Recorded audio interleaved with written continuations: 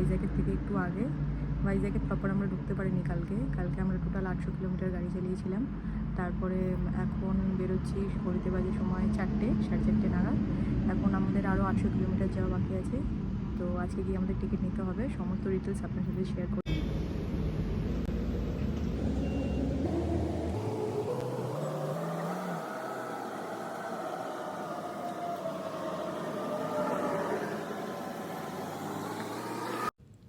আরও একটা দিন, day 2 of our Tirupati journey, Kolkata to Tirupati.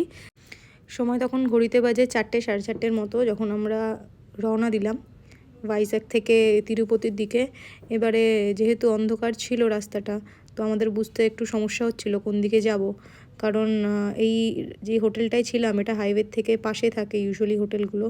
তো যাই হোক, আপনি একবার রাস্তায় বেরিয়ে পড়লে আপনার রাস্তা আপনি নিজেই খুঁজে নেবেন, শুধু জার্নি শুরু করার অপেক্ষা। তবে এই যে অ্যাম্বুলেন্সটা দেখলেন আসার পথে, এইরকম সার্ভিস পুরো হাইওয়েতেই রয়েছে। ইনকেস কোনো এমার্জেন্সি হলে হাইওয়ের পাশে এরকম নাম্বার দেওয়া থাকে, ফোন করলে ওদের ফটাফট সার্ভিস চলে আসে, যেটা আমি লক্ষ্য করলাম। খুব একটা ভালো বিষয় হাইওয়েতে আপনি যখন ট্রাভেল করছেন। তো আস্তে আস্তে একটা টোল এসে গেল। তো এরকম আমরা অনেকই টোল দিয়েছিলাম, হয়তো আগের ভিডিওতে আপনাদের পুরো ডেসক্রিপশানটা হয়তো পাননি। আমি এই ভিডিও শেষে চেষ্টা করব সমস্ত ডেসক্রিপশানগুলো আপনাদের দিয়ে দিতে। তবে ভাইজ্যাগ থেকে শুরু করার পর বেশ খানিকটা রাস্তা আমরা এগোলাম, তারপরে পাহাড় দেখা গেল। পাহাড় পুরো রাস্তাটাই দেখা যাচ্ছিল বেসিক্যালি, কিন্তু অন্ধ্রপ্রদেশে পাহাড়ের সংখ্যাটা খুব ঘন ঘন, মানে আপনি হাইওয়েতে বেরিয়েই হঠাৎ করে রাস্তায় পাহাড় দেখছেন ডান দিকে বাঁ দিকে। তো এটা হয়তো কলকাতার মানুষজন খুব একটা মানে সচরাচর নয় এইভাবে দেখাটা, বাট অন্ধ্রপ্রদেশে আসলে আপনি বুঝতে পারবেন। তো রাস্তা আমরা বৃষ্টি পেয়েছিলাম, অনেক জায়গায় হয়তো বৃষ্টিতে বেরিয়েছি, আপনারা হয়তো গাড়ি নিয়েও বেরিয়েছেন রাত্রিবেলা বৃষ্টিতে, কিন্তু এই রকম সুন্দর হাইওয়েতে লাইট জ্বলছে, সচ্ছল রাস্তা, এইরকম রাস্তার এরকম অনুভব আমি এই তিরুপতি ট্রিপে সেই প্রথম অনুভব করলাম। আপনারা যদি এরকম কোনো জায়গা অনুভব করে থাকেন এরকম সুন্দর দৃশ্য রাত্রিবেলায়, প্লিজ কমেন্টে জানাবেন, অপেক্ষা রইল আপনাদের কমেন্টের। তো দেখতে দেখতেই এরকম সুন্দর রাস্তা ধরে আমরা এগিয়ে চললাম। কোনো কোনো রাস্তায় বৃষ্টি, কোনো কোনো রাস্তায় শুকনো, এরকমভাবেই আমরা অলমোস্ট ভাইজ্যাগটা পার করলাম। আগে দেখা যাক কী আছে জানি না, তবে আমরা জার্নির প্রথম থেকেই রোদ পেয়েছিলাম, তারপরে উড়িষ্যায় বৃষ্টি, তারপর ভাইজ্যাগে আবার বৃষ্টি, মানে বেসিক্যালি মেঘটা যেখানে যেখানে দাঁড়াচ্ছিলো সেখানে সেখানেই বৃষ্টিটা হয়েছে। তবে এই যে সুন্দর রাস্তাটা, আপনারা যদি ড্রাইভ করতে পছন্দ করেন এবং নাইট ড্রাইভে যেতে ভালোবাসেন, নাইট আউটে, অবশ্যই আপনারা ট্রাই করতে পারেন।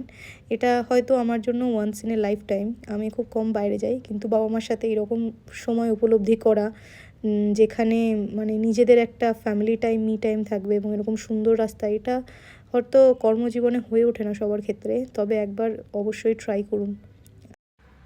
তবে বালাজি দর্শন করতে গেলে আপনাদের রাস্তায় অনেক ধরনের ঝড়, বৃষ্টি, বাদলের সম্মুখীন হতে হবে। তবে এটাই হয়তো পরীক্ষা ছিল, আমরা 2 বছর ধরে ট্রাই করার পর আজকে আমাদের বহু প্রতীক্ষিত একটা ট্রিপ হচ্ছে।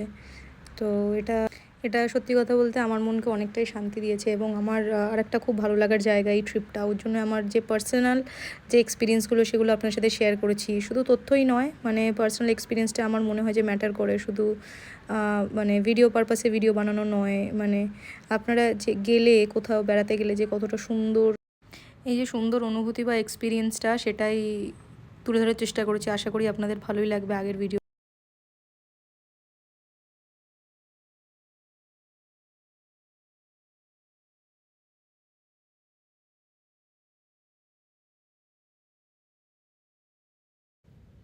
দেখতে দেখতে ধীরে ধীরে সকাল হয়ে এলো।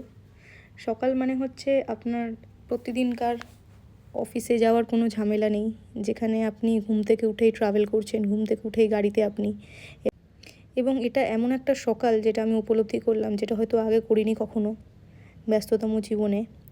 যেমন আপনি ডান দিকে দেখলেই দেখতে পাবেন একদিকে চাঁদ উঠেছে, আর বাঁ দিকে হচ্ছে আপনার সূর্য উঠছে, সানরাইজ হচ্ছে। তো এইরকম দৃশ্য হয়তো প্রতিদিনকার ব্যস্ততম জীবনে ঘুম থেকে উঠে অফিসের জন্য রেডি হওয়া,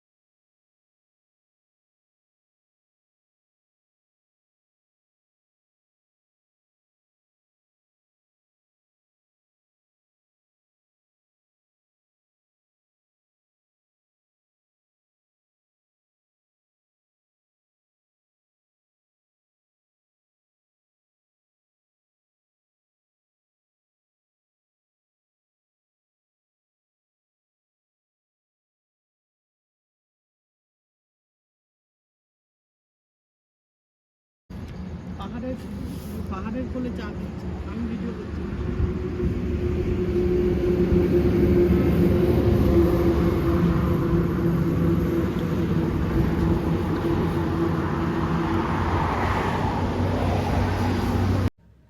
পাহাড়ের আঁকাবাঁকা পথ ধরে এমন একটা জায়গা পেলাম যেখানে পাহাড়ের কোলে চা খাওয়ার মতোই, মানে এমন একটা কথা যেটা আমার মা বলল।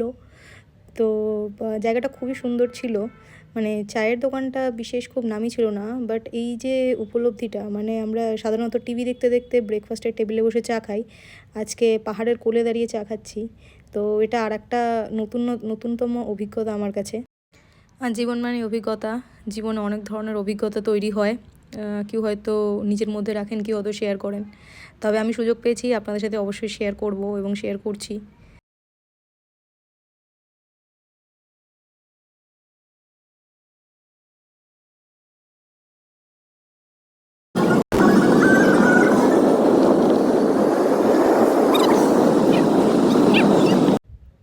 রাস্তা যেতে যেতে অনেক সুন্দর সুন্দর দৃশ্য দেখলাম। তবে যেটা বলছিলাম, এখানে বাণিজ্যিক পারপাসে নারকেল এবং কলা চাষ করা হয়। এবং মানে এই রাস্তাটা আপনার এমন একটা রাস্তা, NH-16। তবে এই রাস্তাগুলোতে আপনি একবার আসলে মানে পাহাড় দেখতে দেখতে মানে হাঁপিয়ে গেলে এরকম সুন্দর নদীও দেখতে পাবেন। তবে এই যে নদীটা আছে, এটা হচ্ছে আপনাদের গোদাবরী নদীর ব্রিজ, যেটা অ্যাকচুয়ালি ঢোকার সময় লেখা ছিল। এবং নদীর ব্রিজটা এতটাই বড়, উড়িষ্যার মহানদীর ব্রিজের থেকে এটা অনেকটাই বড় বেশ। মানে মোটামুটি আমাদের 80-90 স্পিডে গাড়ি ছিল, সেই সময় আমাদের অলমোস্ট 7 মিনিট টাইম লেগে গেছে এই ব্রিজটা পার হতে। তো আপনারা দেখতে পাচ্ছেন ব্রিজটা খুবই সুন্দর। তো এখান থেকে ট্রেন গেলে আরও ওদের সুন্দর লাগতো যদি একটা ট্রেন আসলে, বাট আমাদের সৌভাগ্য হয়নি, সেই সময় কোনো ট্রেন আসছিল না। তবে জায়গাটা খুব সুন্দর।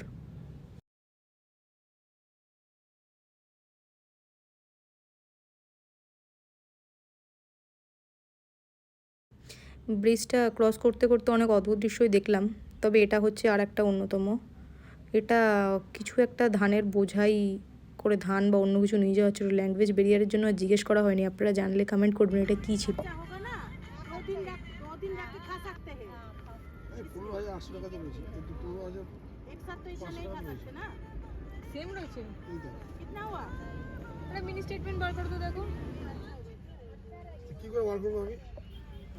রাস্তায় অনেক ধরনের গল্প করতে করতে অবশেষে বিজয়বাড়া শহরে পৌঁছালাম। তো বিজয়বাড়া শহরটা আমার বেসিক্যালি ভালো লাগে আমার, কারণ রাস্তাটা এবং রাস্তাঘাটগুলো, ব্রিজগুলো অত্যন্ত পরিষ্কার পরিচ্ছন্ন, কোনো ময়লা বা কোনো প্যাকেট ফেলা নেই।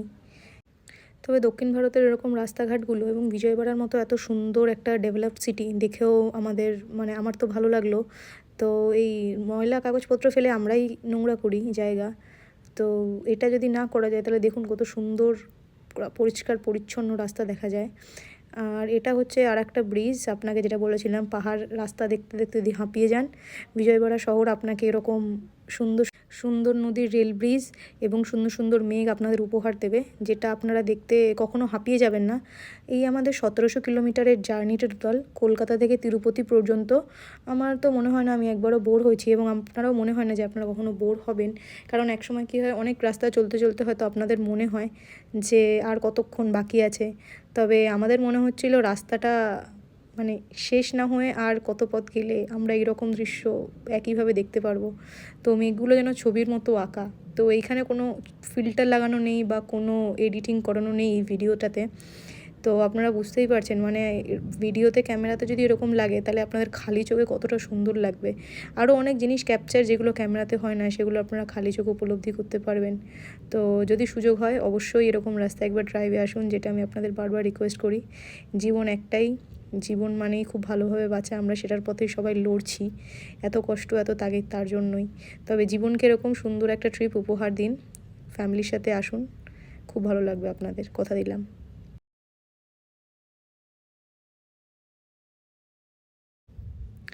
অনেক দূর আসার পর মানে আমরা উপলব্ধি করলাম গাড়িটাকে একটু রেস্ট দেওয়া দরকার, কারণ গাড়িটাও একটা মানুষ, এত পথ আমাদের নিয়ে আসছে।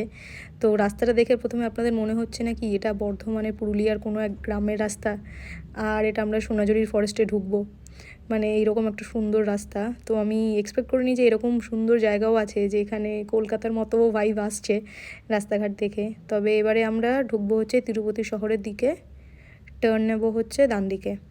পুরো যে নেভিগেশনটা সেটা ম্যাপের ওপরেই এসছি, কিন্তু আপনাকে কোনো কোনো জায়গায় একটু নিজে বুদ্ধি লাগিয়ে দেখতে হবে, কারণ অনেক সময় কি হয় ম্যাপে রাস্তা গন্ডগোল হয়। তো আপনারা যদি এই যে স্টেট বাসগুলো এদেরকে ফলো করতে পারেন বা মানে এই রাস্তাগুলো দেখে যেতে পারেন তাহলে হয়তো বেটার হবে। মানে আমি তো সেটাই করি, মানে আমার মানে পার্সোনাল এক্সপিরিয়েন্স তাই। আপনারা কখনো এরকম গুগলের সাথে এক্সপিরিয়েন্স করেছেন কি না, অন্য রাস্তায় চলে গেছেন কি না কমেন্ট করে জানান। তবে চলে এসেছি আমরা এবার তিরুপতির শহরে। শহরটা মানে আমরা যখন আগেরবার এসেছিলাম তখন এই হাইওয়েটা হয়নি, তখন নর্মাল মাটির রাস্তা ছিল এবং মাটি তখন হচ্ছিল রাস্তাটা। তবে খুব সুন্দর 3 লেনের রাস্তা হয়েছে। এখানে আসতে আপনাদের কোনো টোল লাগবে না, এই যে পুরো রাস্তাটায় যেই টোলসগুলো রয়েছে সেগুলো হয়ে গেছে। আর এই যে পাহাড়গুলো দেখা যাচ্ছে, মানে দূর থেকে পাহাড়, যেটা বলেছিলাম অন্ধ্রপ্রদেশে পুরোটাই পাহাড়ের এক রাজ্য। তবে দেখা যাক আর কতক্ষণ লাগে। এখন আমরা সবাই তিরুপতির হাইওয়েতে এসেছি, আমরা তিরুপতি অবধি পৌঁছতে পারিনি। তবে এখানে আমাদের দেখাচ্ছিল ম্যাপে ঘন্টাখানেক সময় লাগবে।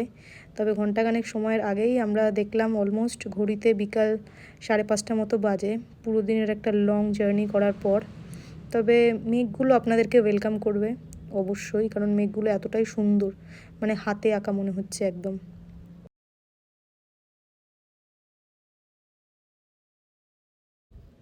অবশেষে দেখতে দেখতে আমরা তিরুপতিতে চলে আসলাম। ঢুকেই আমরা তিরুপতি স্টেশনের দিকে যাচ্ছি, কারণ আমরা ওখানে বিষ্ণু নিবাসন বা শ্রীনিবাসন ইউটিউবে যে সমস্ত ভিডিওগুলো দেখেছিলাম আগেই, সেই ভিডিওতে এইগুলোই বলা হয়েছিল যে, আর বাঁদিকে হচ্ছে বলে দিই আপনাকে তিরুপতি রেল স্টেশন, আপনারা যারা এসেছেন তারা হয়তো জানেন। কার পার্কিং है क्या उधर तिरुमला में? कार पार्किंग है, फुल पार्किंग, वो पूरा बड़ा मैडम वो।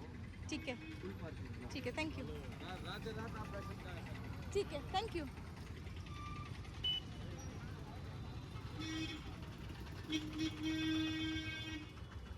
আমরা তিরুপতিতে পৌঁছলাম তখন বাজে বিকেল 5:30, তো 5:45।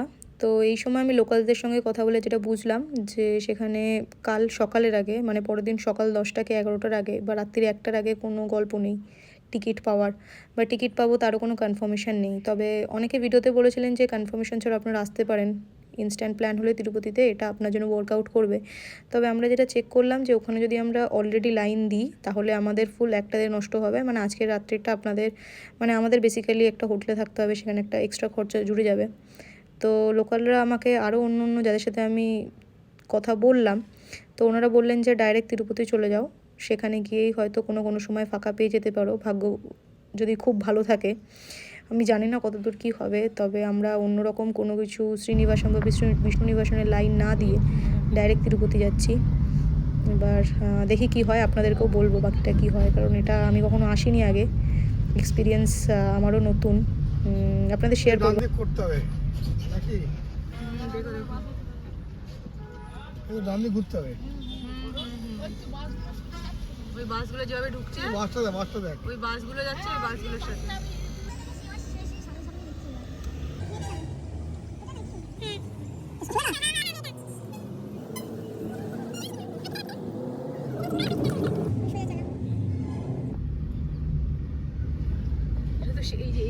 এই গেটটা দিয়ে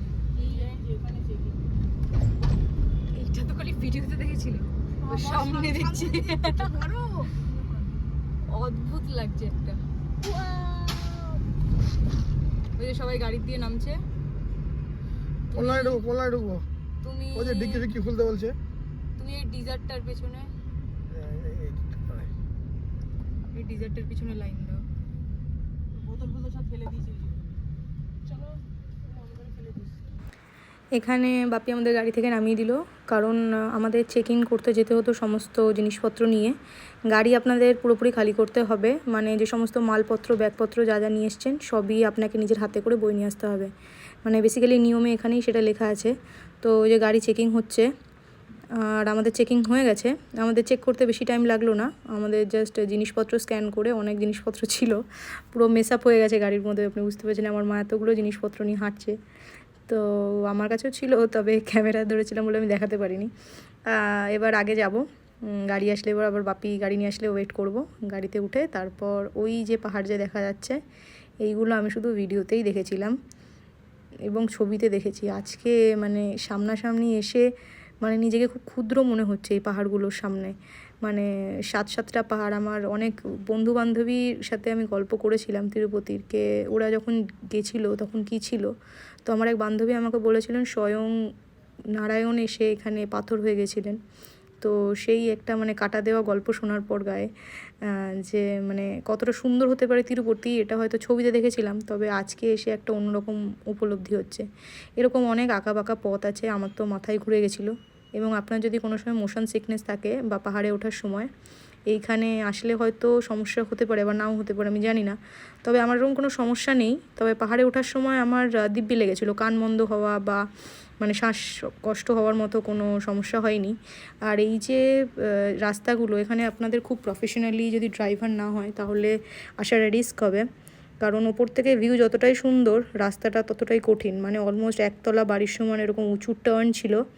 তবে বাপি যেহেতু অলরেডি পাহাড়ে অনেকবার গাড়ি চালিয়েছে, বাপি এক্সপার্ট আছে এই ব্যাপারে, তো সেক্ষেত্রে আমাদের কোনো চিন্তা নেই। আর দেখতে দেখতে অনেক বাস গাড়ি সবাই তিরুপতি যাচ্ছে, আমরাও যাচ্ছি। তবে এখানে একটা জিনিস দেখলাম, আশেপাশে গ্রিনারি প্রচুর, মানে তিরুপতিতে চিড়িয়াখানাও রয়েছে আমি শুনেছি। এবার চলে এলাম দেখতে দেখতে, এবার দেখি কি হয় আগে। তবে আপনাদের আগেই বলে রাখি, এখানে আমাদের কোনো হোটেল বুকিং নেই, কোনো টিকিট নেই, জাস্ট সাধারণ নর্মাল এন্ট্রি করে চেক পয়েন্টে আমরা এসেছি। এবারে পার্কিংয়ের জায়গাও আমার ঠিক জানা নেই, আমি ভিডিও দেখেছিলাম, তবে পার্কিংয়ের জায়গার ব্যাপারে আমি খুব একটা কিছু জানি না আমরা।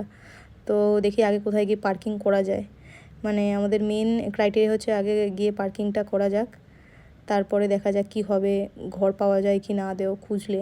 জিজ্ঞাসাবাদ করার পর জানতে পারলাম যে 2-3 মাসের আগে যদি বুকিং না করেন তাহলে কোনো হোটেলই পাওয়া যাবে না। তো বেসিক্যালি আমরা ডিসিশন নিলাম যে আমরা চেঞ্জ করব, এখানে ওয়াশরুমস রয়েছে, চেঞ্জ করে আমরা দর্শন করব। তবে পার্কিংয়ের জন্য একটা জায়গা খুঁজতেই হতো। পার্কিংয়ে আমরা ডিসাইড করলাম একটা জায়গায় পার্কিং করব, করে সেখান দিয়ে যাবো। আচ্ছা, এই বাঁদিকে বাসটা দেখতে পাচ্ছেন, এটা হচ্ছে তিরুমালার ফ্রি বাস, মানে আপনাকে মন্দিরের গেট অবধি যেতে সাহায্য করবে। মানে ভাবুন, একটা মন্দির এতটা বড় যে এক গেট থেকে অন্য গেটে যাওয়ার জন্য বাস ব্যবহার করা হয়। দীর্ঘ 6.5 থেকে 7 ঘন্টা অপেক্ষা করার পর অবশেষে গেট খুললো ভোর 4টের সময়, এবং বালাজির দর্শন পেলাম। গিয়ে দেখলাম ওপর থেকে নিচে অবধি পুরো সোনায় মোড়ানো একটা মন্দির, এবং বালাজি বসে আছেন ওখানে স্বয়ং, একটা প্রদীপ জ্বলছে গর্ভগৃহে, পুরোটা অন্ধকার, শুধু জোনাকি এবং ঝাড়বাতির আলোয় যেটা চকমক করছে। বালাজি যে ওখানে স্বয়ং উপস্থিত রয়েছেন সেটা আপনি না গেলে উপলব্ধি করতে পারবেন না। গর্ভগৃহে শুধুমাত্র 2টো প্রদীপ জ্বলছে, এবং ওই যে কিছু সেকেন্ডের দৃশ্য যেটা আপনি হয়তো জীবনে ভুলতে পারবেন না। আপনার ভগবানের সাথে যে আত্মার যে একটা টান এবং আত্মার যে মিলন, সেটা আপনি ওখানে গেলে বুঝতে পারবেন। তবে মন্দিরে গিয়ে আমরা বিশেষ ভিডিও করিনি, কারণ আমরা ভগবানের প্রতীক্ষায় দেখার আনন্দে এতটাই মগ্ন ছিলাম। আর এখানে কল্যাণা কাট্টা বলে এখানে একটা জায়গা আছে যেখানে সবাই সবার চুল দান করেন, আমার মাও চুল দান করেছেন।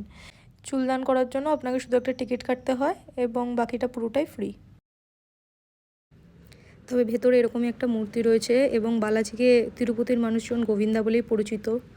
গোবিন্দা, জয় গোবিন্দা, এই নামেই সবাই ওনাকে পুজো করেন এখানে, এবং এই নামেই আপনি চারিদিকে একই রব, চারিদিকে তিরুপতির পাহাড়ে পা দেওয়া থেকে শুরু করে। তবে দর্শনের পর আমরা সেই দিনকেই রওনা দিলাম, কারণ আমাদের অনেকটা পথ আসার ছিল।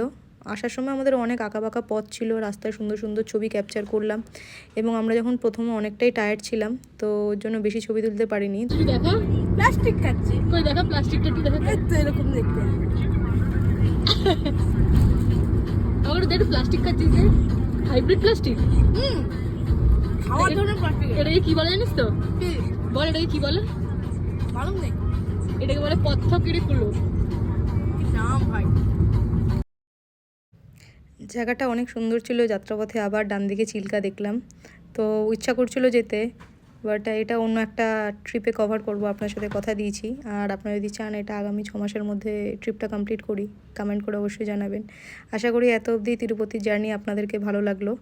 দেখা হবে আপনাদের পরের ভিডিওতে, ততক্ষণ ভালো থাকবেন, সুস্থ থাকবেন, এবং অবশ্যই ঘুরে বেড়াবেন, যেটা আপনার মনকে, প্রাণকে, সবকে শান্তি দেবে। Thank you for watching.